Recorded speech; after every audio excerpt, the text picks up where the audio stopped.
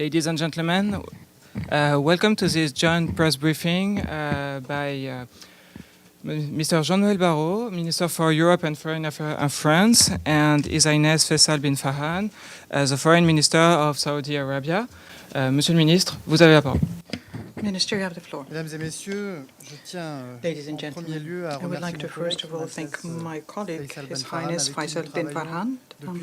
We have been working together for months now to organize this conference, and I thank him for the high-quality work that's been done together for peace and security for everyone in the Middle East.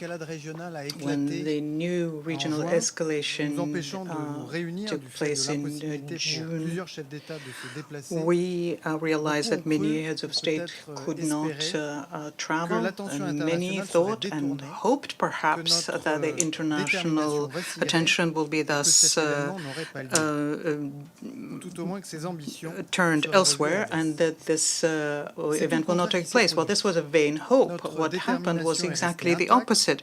Our determination is still there. We continued with our work together with our Saudi partners, but also with other mobilized partners to have this conference, starting with the 17 co-chairs of the thematic working groups. And I would like here to express our gratitude for the wonderful work that they have accomplished and their level of mobilization. Ultimately, we brought together 125 countries, 50 represented in New York at the ministerial level. We wanted to hold the conference as soon as possible because the clock is not on our side. The situation in Gaza is horrendous. The civilian population in Israel and the Palestinians are paying the horrible price for the terrorist attacks on the 7th of October and for the war that is being waged by Israel in Gaza. The plight of the hostages still detained by Hamas, the pictures we see every day of civilians who are starving, who are being bombarded, of children and women held detained, is an assault on our humanity and international principles to which we are committed.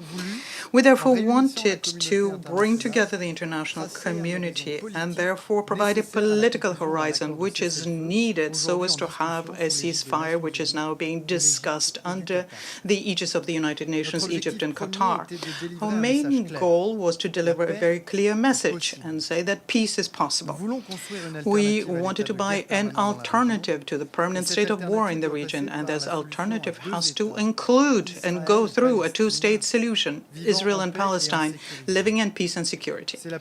And this is the historic position that has been upheld by France, and this is the only way forward possible. The trend that we have created resulted in historic commitment already, starting with the president of the Palestinian Authority, Mahmoud Abbas. On the 9th June, he wrote a letter and thus mobilized himself for peace by condemning for the first time the terror attacks of the 7th of October, calling for the release of hostages, the disarming of Hamas, and for Hamas's exclusion from the governance in Gaza. He committed himself to fight against hate rhetoric and radicalization, to renew the Palestinian Authority and hold presidential legislative election in 2026. Of course, the Palestinian Authority will be held to these commitments. And we had a meeting between the civil society of the Palestinian and Israeli authorities on the 13th of June, part of the work that we've been doing with Saudi Arabia. And together they launched an appeal of Paris. The Paris appeal to normalize relations between Arab and Muslim countries and Israel and their common integration in the region of peace and security and the recognition of the state of Palestine. It is in the light of these commitments already undertaken that the President of the Republic sent a letter sent on the 24th of June to the President of the Palestinian Authority, Mahmoud Abbas, and there he committed himself to recognize the state of Palestine at the next General Assembly in September.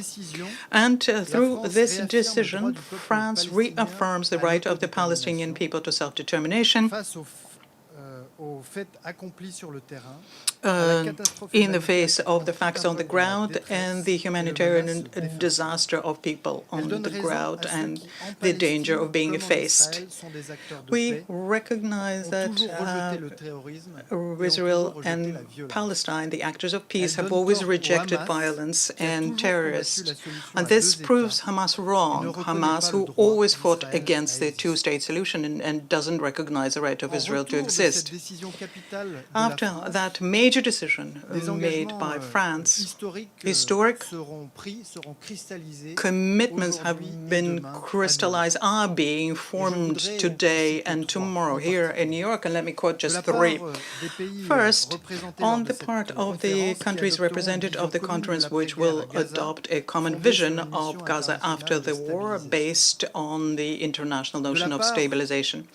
And then secondly, on the part of Saudi Arabia and the Arab and Muslim countries who, for the first time, will condemn terrorism, the acts of terror on the 7th of October, called for the disarmament of Hamas, and expressed their hope to have a normalized relationship with Israel in due time and regional integration on the basis of ACE or OSCE. And then thirdly, on the part of the Western countries who expressed their willingness to recognize the state of Palestine and therefore contribute to the edifice of peace. So this is a milestone. A milestone on the long road which leads us to the GA in September, when, through the voice of the President of the Republic, our decision to recognize the state of Palestine will be formalized, and where we are counting on collective mobilization, which should continue before it's too late.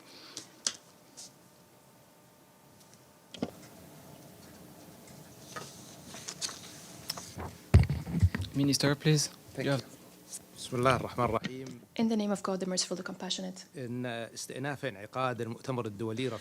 resumption of the high-level international conference for the peaceful settlement of the question of Palestine and the implementation of the two-state solution reflects a wide international consensus that the way to end the violence and suffering is the actual implementation of this two-state solution based on the Arab Peace Initiative, UN resolutions, and the principle of land for peace. The Kingdom of Saudi Arabia, in cooperation with the Republic of France and all our partners, are committed to turn this international consensus to a tangible reality. It is time to end this conflict and to establish a Palestinian state and to achieve lasting and comprehensive peace that preserves security and sovereignty for all peoples of the region.